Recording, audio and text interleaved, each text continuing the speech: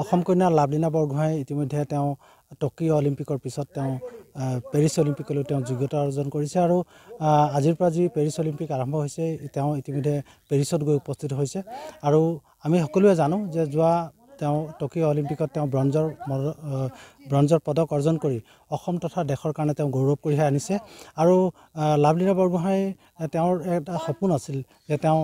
সোণৰ পদক অৰ্জন কৰি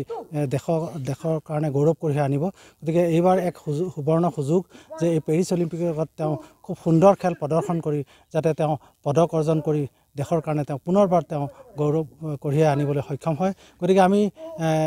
বৰপথাৰবাসী হিচাপে বা ধনশিৰি মহকুমাবাসী হিচাপে ধনশিৰি মহকুমা সাংবাদিক সংস্থাৰ তৰফৰ পৰাও এই খেলুৱৈগৰাকীলৈ আমি শুভেচ্ছা জনাইছোঁ আৰু তেওঁৰ উজ্জ্বল ভৱিষ্যত কামনা কৰিছোঁ আৰু যাতে তেওঁ পেৰিছ অলিম্পিকত খুব সুন্দৰ খেল প্ৰদৰ্শন কৰি দেশৰ কাৰণে গৌৰৱ কঢ়িয়াই আনে তাৰ কাৰণে পুনৰবাৰ তেওঁক শুভেচ্ছা জ্ঞাপন কৰিছোঁ।